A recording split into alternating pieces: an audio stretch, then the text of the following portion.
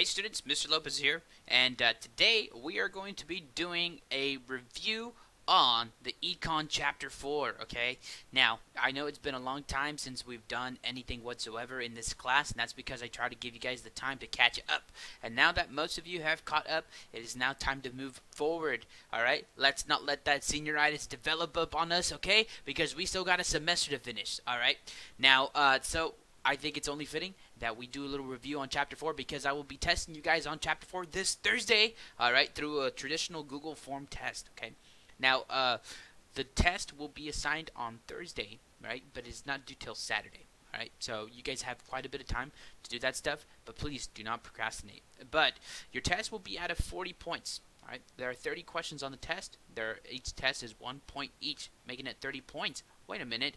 But what about the other 10 points? The other 10 points comes from this thing right here, okay? So this review sheet that I have given you, as long as you kind of follow along, I'm going to give you guys a little nudge on this. I'm not going to do the entire thing for you, but I'm just going to get the ball rolling for you guys. So that way you guys can at least learn kind of the structure of this assignment, okay? So anyways, this right here, this assignment is worth 10 points on its own, but it is also worth 10 points on your test. So this assignment, this review that we're doing right here is worth 10 points, due Saturday. The test opens up on Thursday. It is also due Saturday. So along with that, feel free to go ahead and review using the notes, because any of these questions will be on the multiple, or any of this content on here will be part of the multiple choice questions on your Google Forms, which will be given out on Thursday. Alright, so anyways, here we go. So that test, pretty much mostly the questions are going to be from McGraw-Hill. But other than that, this is the stuff that is missed on that test, because you can't really achieve any of the stuff on there because it would be including graphing. So if you see right here on this review sheet, we have 3 tabs. We have graphing demand. The second tab is demand shifters. And then we have elasticity. Alright? And so we should know that those are the 3 main topics that were covered for Chapter 4, which is on demand. This first one right here, it asks you, or it tells you, to use this equation on the yellow box, alright, to determine the quantity demanded for this product, okay, which this pretty much is implying they want you to create a demand schedule and a demand curve for this product here, which doesn't have a name, but we do have an equation, alright. So this is the first time we have to make a demand curve using an equation. This equation says the quantity demanded equals the price times 6 plus 20, alright. Now, most importantly, you see that there's a parentheses in between there. So just make sure that you do your price times 6 before you add the 2, or the 20. It is simple PEMDAS, alright? Simple PEMDAS, which you should have learned, like, what, maybe the 5th or 4th grade. So, come on, you guys can do this. The difficult part for many of you, I know, is the equation on the Google Sheet. So let me show you what has to be done here. This entire blank cells right over here, this is where your final answer for your demand schedule has to go. Alright, so for every one of these prices, there has to be a quantity demanded. How we get that quantity demanded is from this equation. Okay, so this equation right here, you gotta start it off by pressing the equal sign. Alright, the equal sign creates an equation on the Google Sheets or in Excel. So right here, we're gonna press equals. Now, so our equation is going to be price times 6. So you can see right here, our price at this part right here is 10. Alright? And then you multiply it by 6. Alright, perfect. We did 10 times 6. Alright? Now, what we have to do is we know is afterwards we got to do plus 20. And that gives us our answer of 80. But wait, we want to make sure that if this equation, alright, it might not come out the same for your computer. So it is absolutely important that between the 10 and the 6, okay, or outside of the 10 and the 6, you need to put parentheses. So make sure that when you do this equation, you do equals 10 times 6 plus 20, okay? You see that the answer is still 20 because Excel recognizes PEMDAS, but you want to make sure that you're safe by doing so. Now, you have to do that for every single one of these cells for each one of these numbers. Now, you should know, if you're an Excel master or a Google Sheet master, which Mr. Latham hopefully has taught you to be, alright, you should know that you can simply just do this as well. You can press equals, alright. Now, I'm going to open up a parentheses, so I'm going to press parentheses, and then I'm going to do the price, which is 9, okay? Or I'm just going to click on this cell right here, and notice how it lights up, okay? 9. Now we're going to do times. This has to be times 6, okay? We're going to close off the parentheses, and then we're going to add, we're going to add 20, okay? And just like that, we have our equation. Now, you can see right here that it does make the quantity demanded into a price. So, what I would do is I would just go ahead and fix that by going to, we want to make this a number instead. So, I'm going to deformat. Let's do number, okay? I don't want that to be a price. I want that to be a number. So, you can do that by going over to this number over here and just go to more formats and go to number, okay? Now, all you have to do now is do that for every single one of these things, or you can just click on this cell that you made an equation for, and you're gonna go ahead and get this little bottom thing right here, alright, and drag down to each of these cells, and now you have your answer for all of these, including, you can drag up, and you can see here that the answer is still 80, okay? So now you have your quantity demanded and your price for both. Now, just note that on Excel and Google Sheets, in order to do a demand schedule, you always have to start off with the demanded first and then the price. But in real life, it would be backwards. You would have price first, then quantity demanded. So there you go. We use this equation now to calculate the quantity demanded for every single point on the demand curve here for every given one of these prices. Now, all we have to do is graph it. So what we're going to do to graph it is we're going to go ahead and highlight this entire box. Okay, so we're going to highlight quantity demanded and price. Okay, and we're going to highlight this entire thing. And we're going to go to Insert, and then we're going to go to Chart. And then in just a few moments, it should generate you well, it looks like right here it did a scattered plot. I want to do a line graph. So if it gives you a scattered plot graph, make sure that you go over here to the editor and you can change it to a line graph. Okay, I much more prefer it that way. Okay, and just make sure that the axes are on the right spots. You see right here price, and you have prices, and then quantity demanded, which is over here, and you can see that it is a straight line going upwards. Perfect. Okay, now instead of prices versus quantity demanded, let's go ahead and rename this thing demand curve, okay, because after all, that is what it is. Perfect, just like that. Now we are absolutely done with the very first question on this first tab. What we did is we just created a demand schedule and we made a demand curve. Easy as that. We want our answers to be in this box and on these boxes over here. That's what I'm looking for your 100% completion. Now that we're done with that one, we're going to hop over to the second tab on the bottom that is labeled demand shifters. Now over here we have a variety of different scenarios, okay, and products in which we have to identify the demand shifters for each of these things. Over here on the top is our key, alright, so right here you will see the different types of demand shifters. We have change in consumer income, change in consumer tastes and preferences, change in consumer expectations, change in number of consumers, and change in price of related goods. So that also has a number correlated with it. So right over here where it says demand shifter, alright, pretty much what I want you to do is I want you to just put numbers 1 through 5 on this category after reading each scenario and identifying what number does it fit. There are only 5 questions on here and none of these overlap. So make sure that you see that you utilize every single number and not one of them is left out. The other thing that you have to do is also want to see that you understand which direction it's going to shift, whether it's going to shift to the left or whether it's going to shift to the right, okay?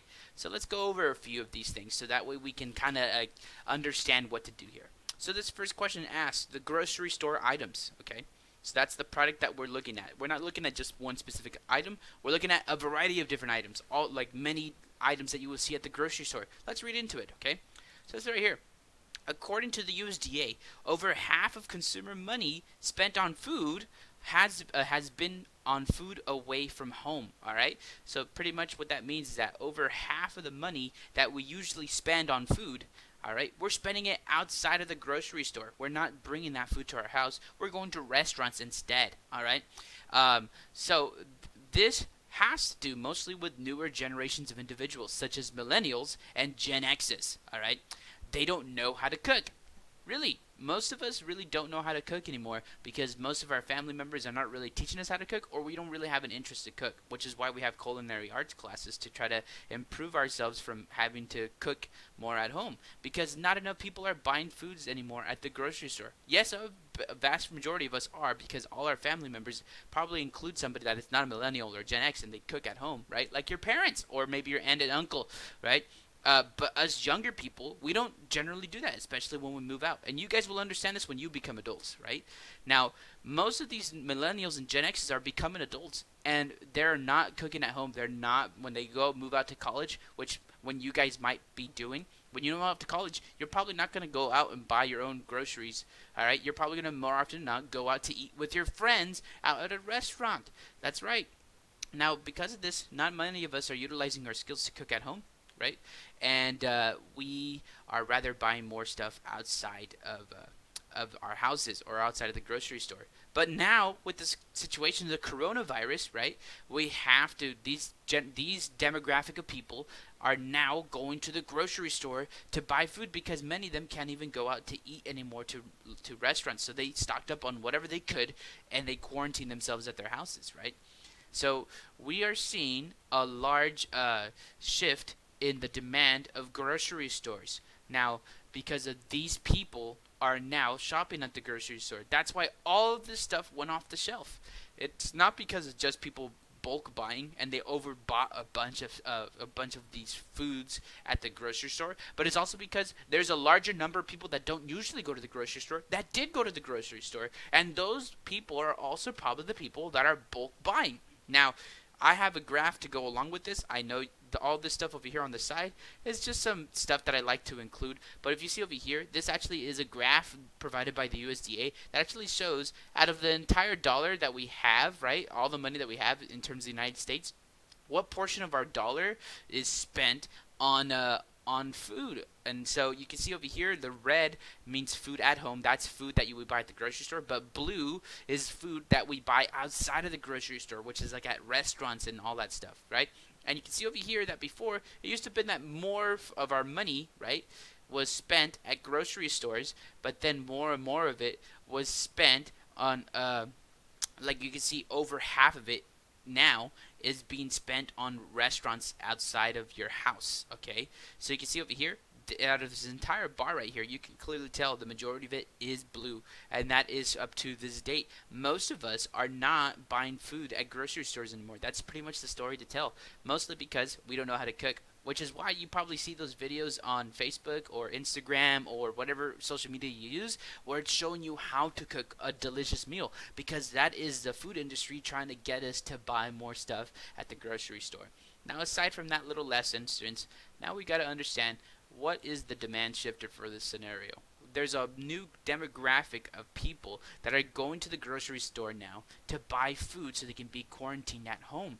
They're not trying to leave home anymore to go to the restaurants. So, in terms of grocery store items, the demand shifter, all right, well, I guess if you kind of get a little bit confused on the demand shifter, because you're looking at this stuff and you're looking at changing consumer tastes and preferences, changing consumer expectations, changing consumers, a number of consumers and different stuff like that, you might be a little bit confused on that demand shifter. So maybe it might be a little bit easier to start off with, well, at least I know in terms of this product, grocery store items, we know that more of it is being bought.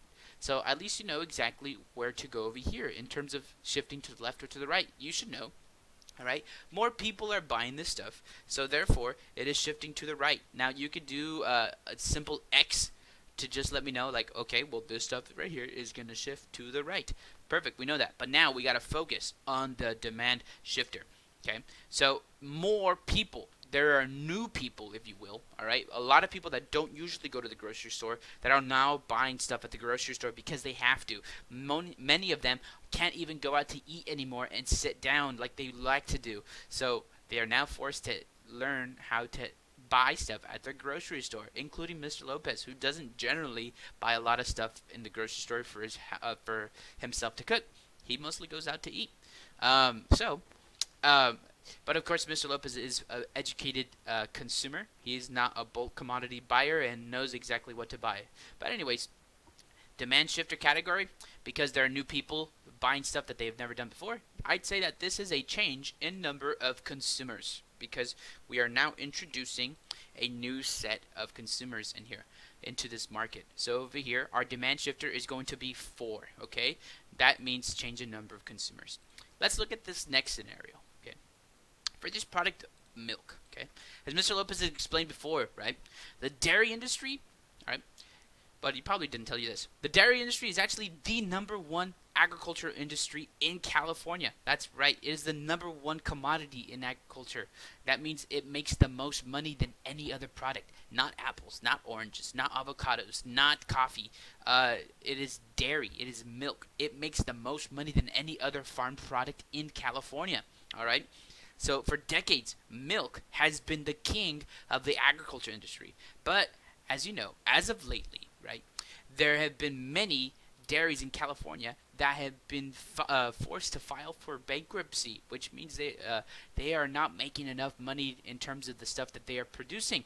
Now they are forced to throw out milk and just forcing to, some of them are even closing down. This is mostly because this is not a true fact, but it is thought to be the result of many consumers choosing not to consume milk anymore, as because they're becoming like vegans, or maybe they're just choosing not to drink milk because they don't like the taste of it. Right? Their preferences are not milk whatsoever. Many people are also becoming diagnosed with lactose intolerance. So therefore, their taste and preference does not include milk whatsoever anymore. So milk is not being bought as much as it used to. Now, if you look over here, this over here is just proof that it says right here. If you look at the California Agriculture Production Statistics in 2018, which is the most recent data, because they haven't generated 2019's yet, you can see right here, dairy products, right, actually makes the most money than any other type of. These are the top commodities in the United States. It's a $6.3 billion product. All right, there is nothing else that makes that much. Not even avocados on this list. See, strawberries is on this list. Grapes is the second most successful product in the United States, mostly because why do you think grapes is #2? Maybe because a lot of people not only eat grapes. You probably don't eat grapes every day, but what do people usually do? A lot of adults drink wine, and that's why grapes is up there as well. But believe it or not, the dairy industry is still #1, but many of them are so big and that they're not used to getting this small. That's why they're going bankrupt. Okay. For example, like Borden. I buy a lot of cheese from them, but they also filed for bankruptcy. Dean Foods filed for bankruptcy. Bunch of these things, right? Now, okay, a lot of people are not drinking milk anymore. So we should know that this stuff is going to be shifting to the left, all right? So that means the demand, right, according to the scenario, not as many people are drinking milk anymore. More people becoming vegan and all that stuff. But now, what is the demand shift category, okay? So if we look at our options up above, right, it gives it consumer income. Well, this has nothing to do with people being able to afford milk or being paid more or paid less. Does it have to do with consumer taste and preferences? Yes, absolutely. Okay, yes, it does. Many people are choosing not to drink milk anymore or consume milk or cheese products or dairy products of all sorts because many of them, right, are becoming things that, or they're choosing not to because it's their preference not to choose that anymore. Mainly because it could be their lifestyle, like becoming a vegan, or it could be because they can't have it whatsoever because they're lactose intolerant. All right. So yes, it is a change in taste and preferences. So we're gonna put a #2 on that thing, and you can see over here. These are the exact categories that I need to see on their thing. Okay. Now, for the rest of them, right? You're gonna see more of these things, but let's go ahead just to kind of mix things up. We're gonna go do this one right here on eggs. Okay, this is actually a true story as well. I try to make these all as real as possible. So let's read this third one on eggs. Okay. So the price for eggs, believe it or not, it changes every Monday nationally. Yes, it does. If you were to look at the grocery stores, at not just one grocery store, but go to several grocery stores, and you will notice that most of the egg prices change every Monday. Why? It's because the USDA releases data weekly on the egg industry, or on the poultry industry, and how their prices are changing. And so grocery stores constantly change those prices of eggs every Monday to reflect that stuff. Also, because Monday is the day that they get a new shipment of products, mostly like eggs because they're perishable, right?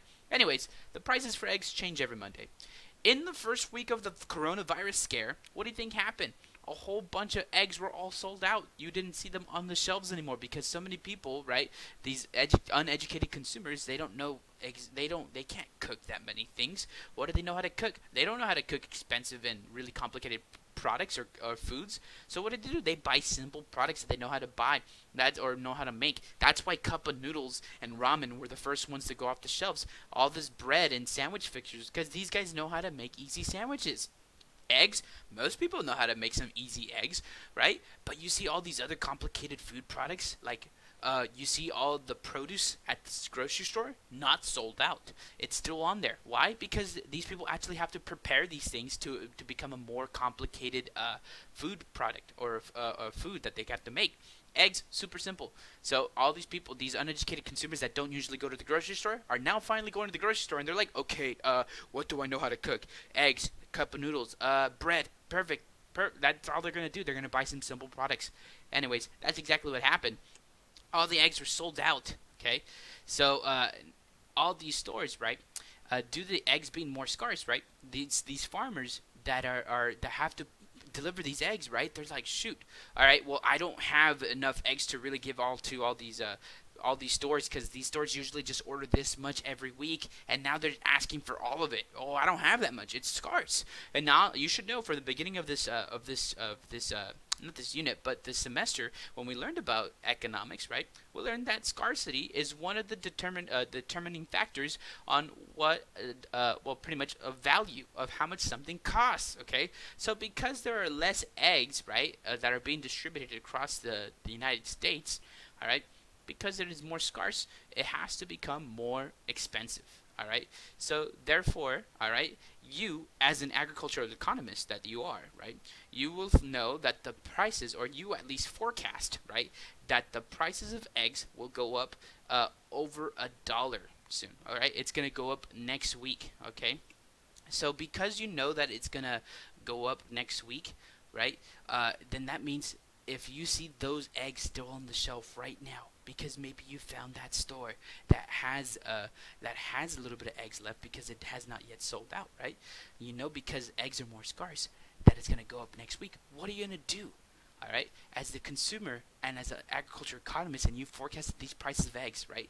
The prices of this product is going to go up. What's going to happen? Well, first, okay, we should know that the demand for eggs, which way did it shift? It shifted to the right. Okay, now, uh, so therefore, a lot of people are not just buying this stuff, right, because it is going right off the shelves and it's being sold out, but it's also because you know that the prices are going to go up. They're going to go up. So therefore, which one of these categories is it going to be? Well, let's see. Is it going to be changing consumer income? Does it have to do with your money? Not really. We already did change in consumer tastes and preferences. Change in consumer expectations. Our expectations, right? Let's look at that. Now, before we go there, right? I just wanted to show you this graph over here. I know it's kind of small to see, but if you see over here, all these lines are previous years of eggs being sold in the United States. And right about here, this red line right here is eggs being sold in 2020.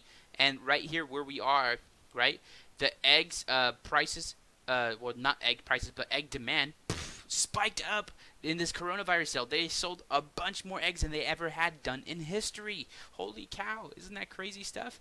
Now, you can see over here, it went down. Why did it go down? I'll tell you in just a bit, okay? But anyways, we should know that this right here is change in consumer expectations. We expected the prices to go up. And did it go up? Yes, it did, actually. Yes, it did. In fact, Mr. Lopez, right, he actually saw a lot of people complaining about egg prices at the grocery store. And then he said, well all these people were really asking why the heck did prices of eggs go up, right? Because it did. Nationally, it went up an entire $1. And so these people were really complaining about the store price gouging and all that stuff. But I said, hey, people, we should have expected this to happen. The prices of eggs did go up once it came back on the shelf, right?